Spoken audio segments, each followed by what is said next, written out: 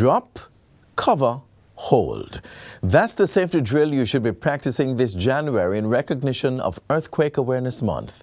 Now, this week from January 8 to 14, the Office of Disaster Preparedness and Emergency Management, ODPEM, will be providing safety tips and updates to the public so you can be aware of how to respond if an earthquake occurs. We'll also show you how the government is building resilience to vulnerabilities through several development projects. Welcome to this Wednesday edition of Jamaica Magazine. I'm your host, Adrian Atkinson. You don't want to miss another informative package. We'll be right back. How many more must die because of reckless drivers? How fast is too fast? Make we take time, no man. Obey the rules of the road. Drive with care. The proceeding was brought to you by the Office of the Prime Minister.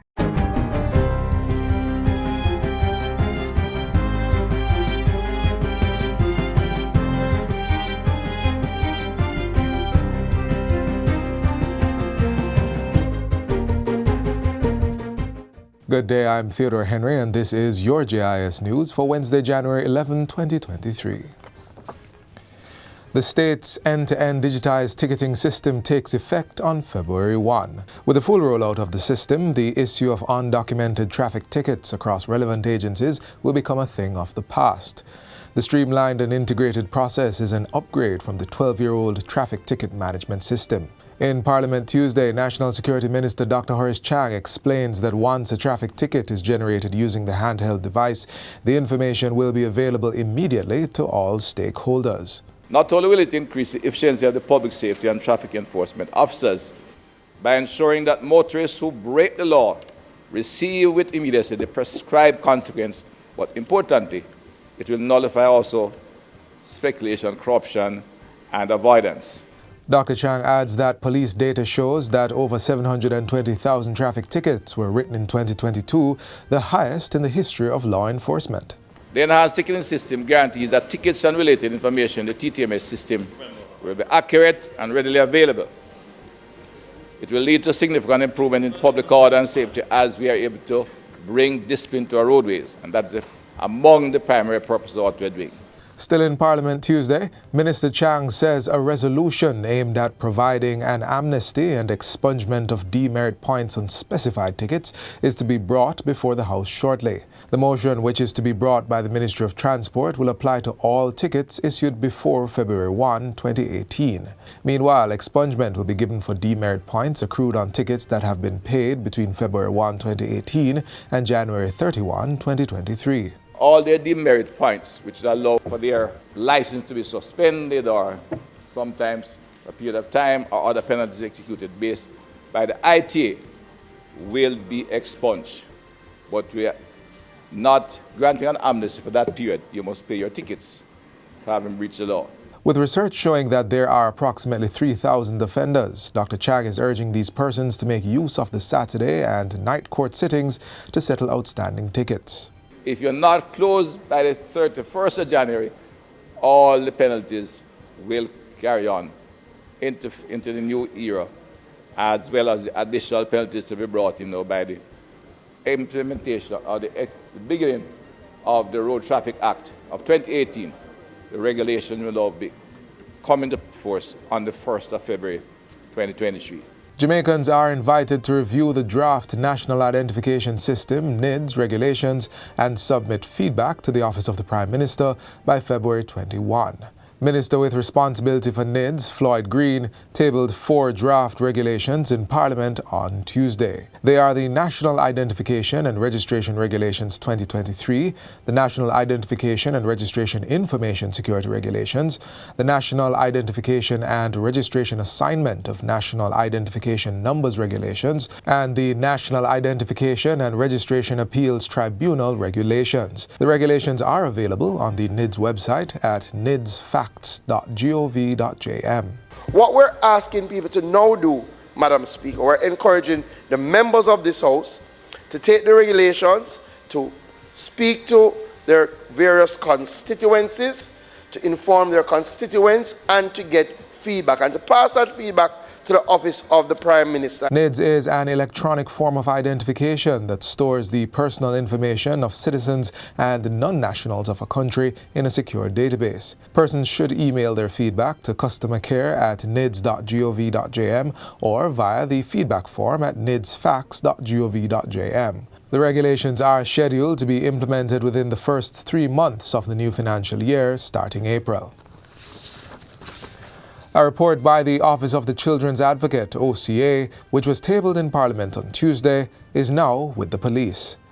The report has prompted further investigations by law enforcement officers after details have emerged regarding a question of the relationship between the Child Protection and Family Services Agency, CPFSA, and operator of Embracing Orphans, Karl Rabansky.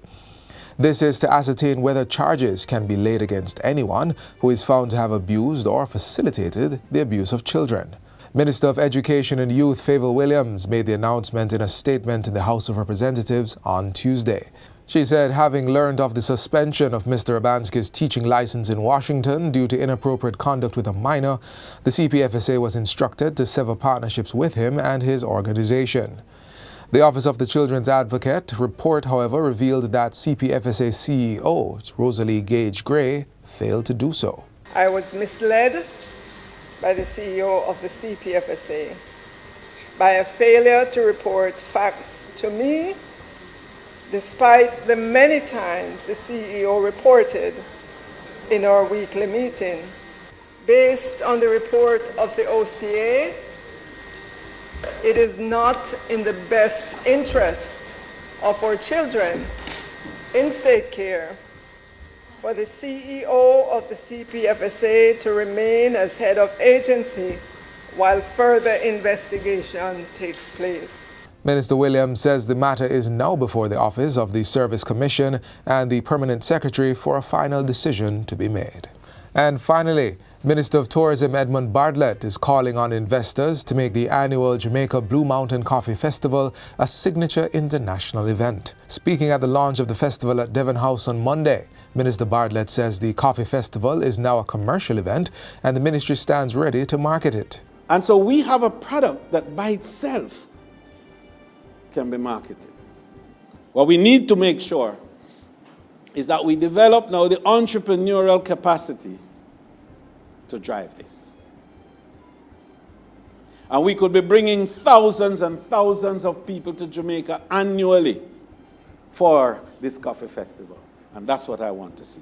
Meanwhile, Member of Parliament for East Rural St. Andrew, Juliet Holness, says the festival is very beneficial for coffee farmers in the constituency. It has actually created a lot of new business for them. Creativity just abounds only because of the coffee festival. So for the first time, I'm seeing coffee tea bags. The festival will take place on March 25, 2023 in Newcastle and will include the usual Farmers' Day, barista competition and coffee panel discussions. And that's it for JIS News Today. I'm Theodore Henry. Thanks for watching.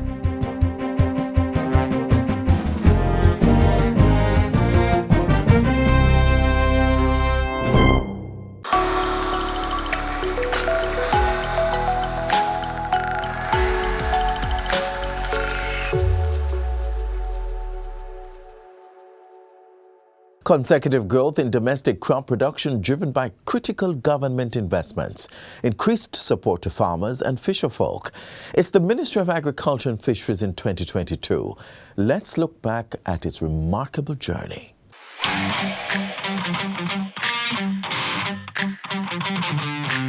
2022 was a bountiful year for the agriculture and fisheries sectors in Jamaica. So as we look back at the past year, here are the top 3 ways that my ministry, the Ministry of Agriculture and Fisheries, supported growth in 2022.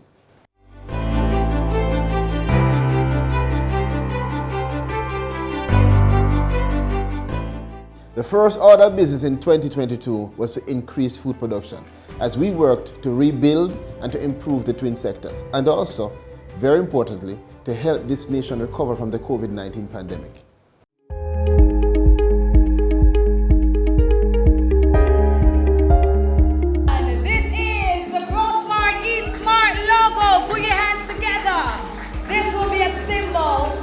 Jamaica Jamaica's agricultural industry.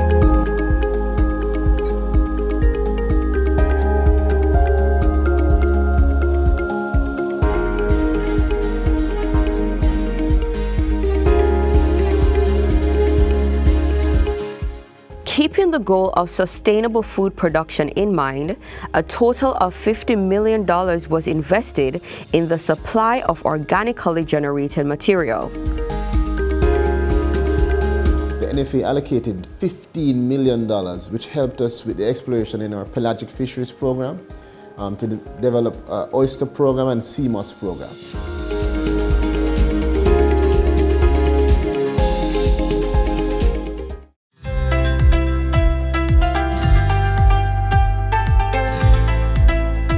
Another big win for Jamaica was the increase in supply and the improvements in farm equipment and inputs to help boost production capacity. These tractors will be used to pull farm implements and to establish seed production plots for hot peppers, pumpkins, sorrel, and other crops.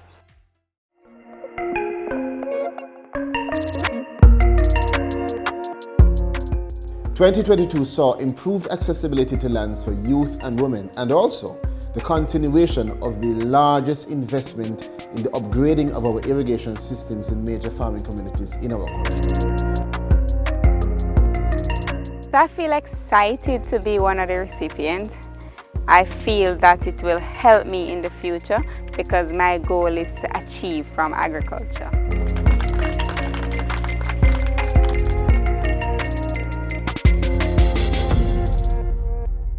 "2023 is going to be a busy year.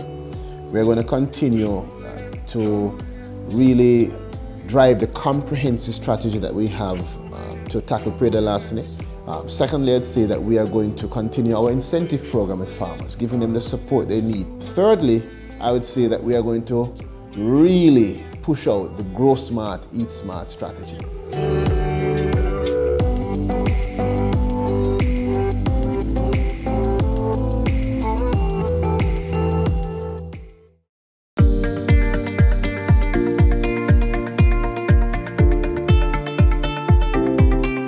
We are demonstrating that we care. Yes, that's the sound of the Ministry of Local Government and Rural Development in 2022. We take you behind the scenes for a real highlight of the ministry's major projects and initiatives. Join us on January 12, 2023 inside the pages of Jamaica Magazine. You don't want to miss it. Up next, we look at the strategic plans of the government in building resilience to disasters. Disasters are expensive, costing life and property and a great deal of money for cleanup and repairs.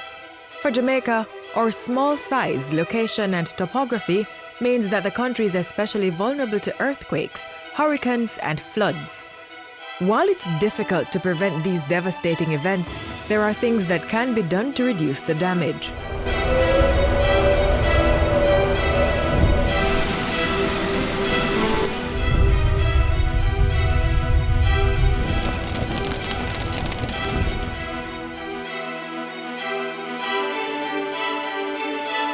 The Disaster Vulnerability Reduction Project DVRP, funded by the World Bank and implemented by the Jamaica Social Investment Fund, aims to strengthen the country's ability to withstand and recover from natural disasters.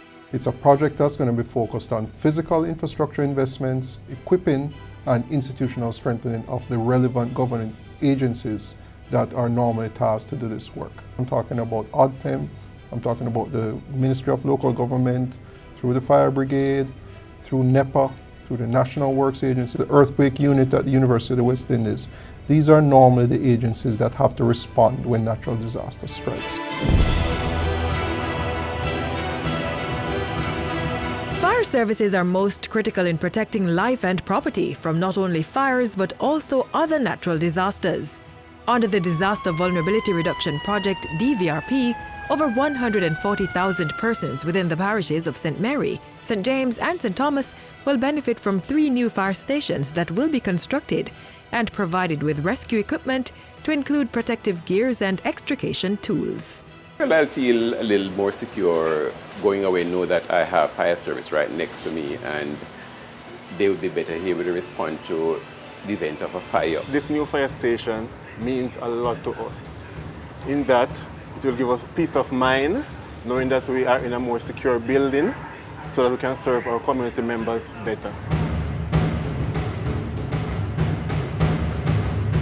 Even though Jamaica has not experienced a major earthquake since 1907, every year the country experiences over 200 minor tremors, and the threat of major devastation is always looming. When it comes to preparing for an earthquake, data collection is important, as this helps in understanding the risk associated with this event and will inform policy towards strengthening the country's resilience.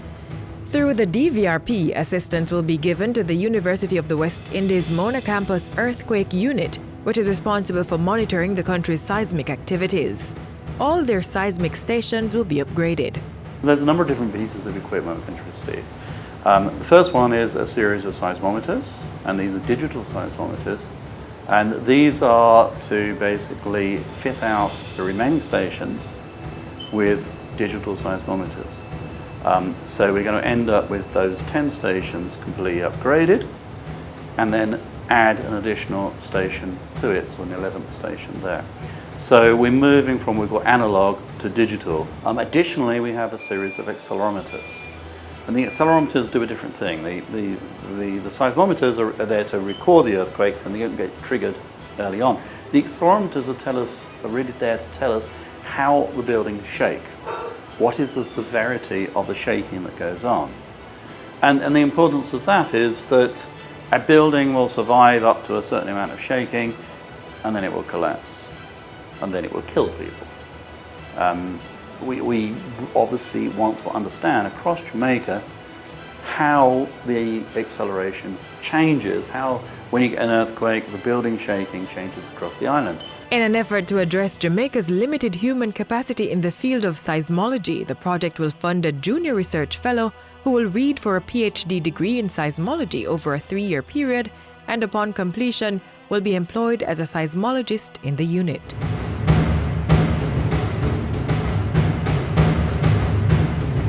Floods have large social and economic consequences for communities and individuals. When there's a heavy downpour, which is not unusual for the island, the lives of residents in many communities are disrupted. The project will see major infrastructure work done in Old Harbour and along Port Royal Street to limit the effects of rising and rough waters. The improvement works in Old Harbour will include the expansion and the improvement of the urban drainage and also bridges. Myton Gully, Church Pen, those areas in Old Harbour, and Big Pond. Big Pond, whenever time it comes, I mean, no car can pass, flood out my house, wash our clothes, anything, you understand? So we'll be grateful for JSIF and everybody to come on, for coming on board to fix it. When the pan come over, it's hamper even to school children them. It is so dangerous that it take life already. When JSF and NWA are coming, come do this for me. Oh my God, just like that. We'll be so glad and happy. Along Port Royal Street in Kingston, 2 kilometers of coastal revetments will be constructed and retrofitted. This will benefit the patrons and owners of the various business establishments located around this area, as well as users of the Norman Manley International Airport. And there's more. There is also a very important, critical element of the DVRP, which is funding to support training on the building code. Jamaica is moving towards enacting a new code, and so it will be important that persons involved in the construction industry, the players in government, or professionals, engineers, architects, etc., are fully exposed and trained on this new building code, and the project will support that. The total cost for the overall project is $42 million and is expected to be completed by 2022. The best time to prepare for a natural disaster is before it happens. Collecting information on disaster and risk reduction, Constructing disaster-resilient buildings and structures will go a far way in limiting the cost of these natural hazards within Jamaica.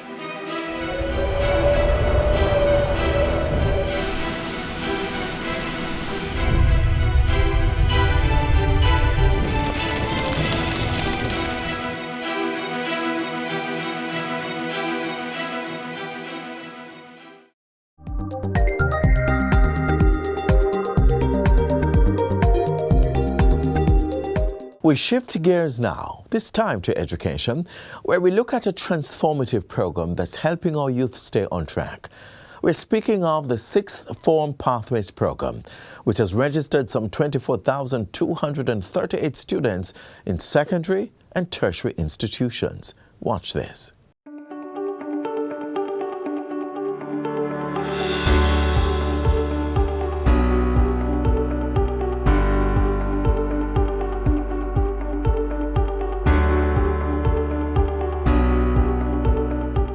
Teacher chose him to do 3 subjects.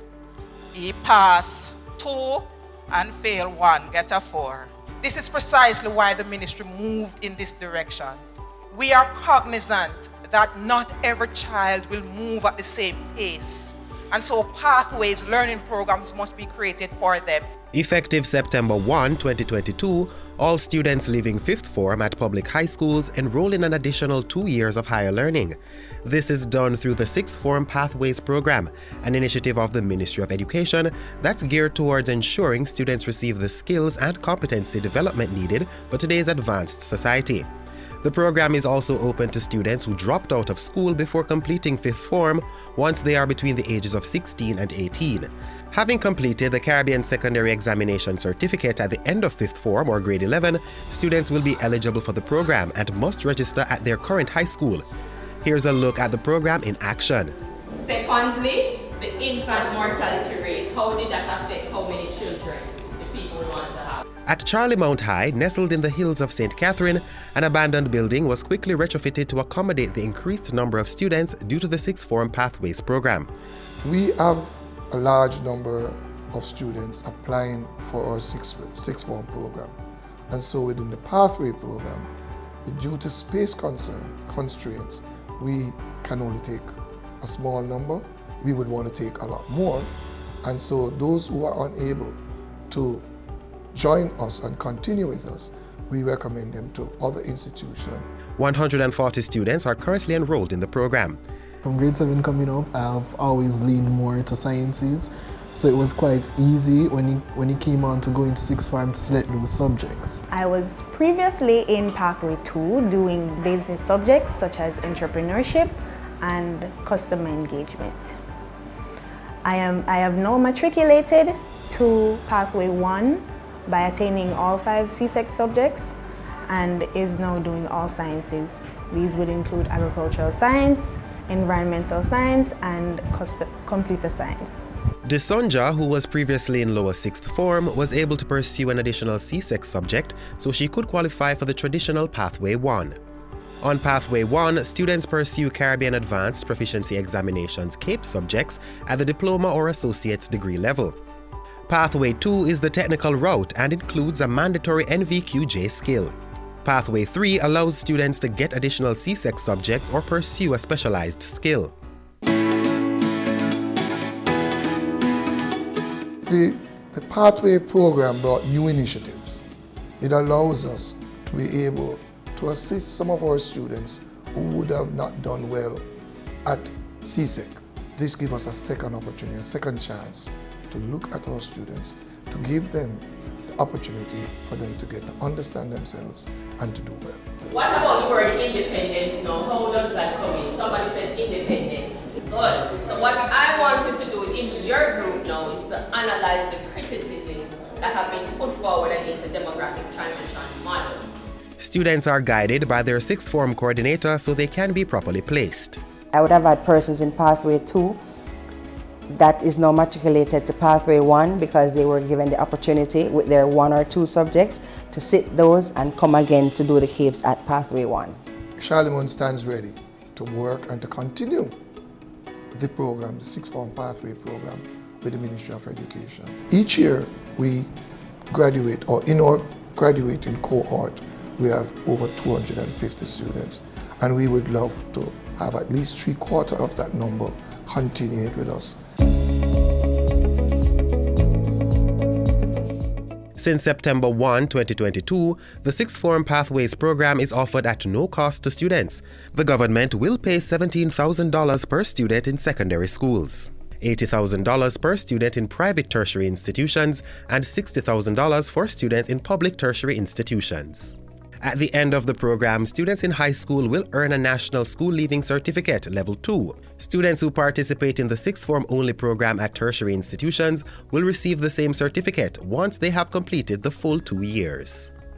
In the future, I'd like to become a veterinary technician. The pathway that I'm on now, I'd excel in my science subjects because I'm in the science class. I would need more subjects to be accepted into the college of my dreams. So my dream is to become a pharmacologist or something within the field of pharmacology. So I consider the Sixth Form pathway right now as a milestone in that, a journey. So it's paving the way for me to attain that dream.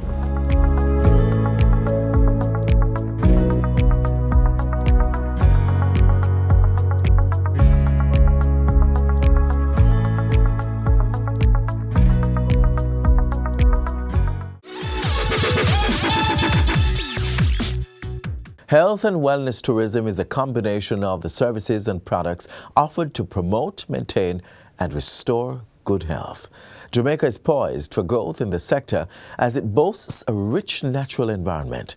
At the recent 4th Annual Jamaica Health and Wellness Tourism Conference, key stakeholders from the tourism and health sectors discussed the way forward on tapping in to a $4.4 trillion global industry. In his address at the conference, Minister of Tourism Edmund Bartlett pointed to the development of Jamaica's tourism industry in the next 5 to 7 years, where 20,000 new hotel rooms will be added.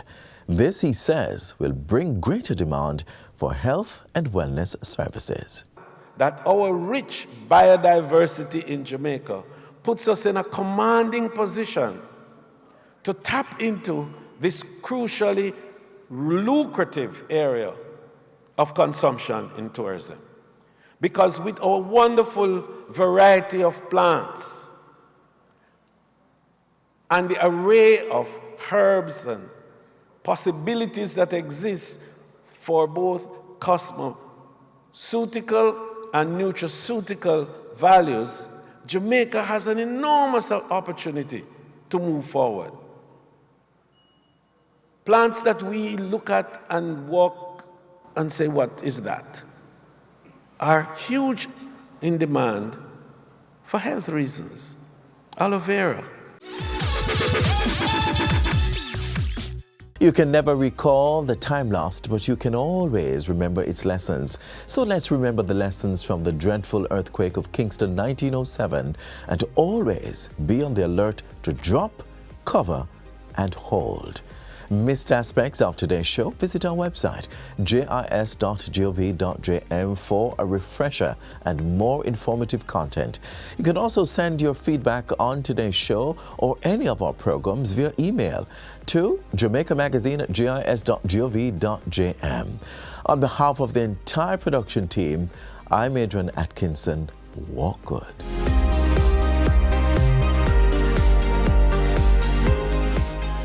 This has been a production of the Jamaica Information Service, the voice of Jamaica.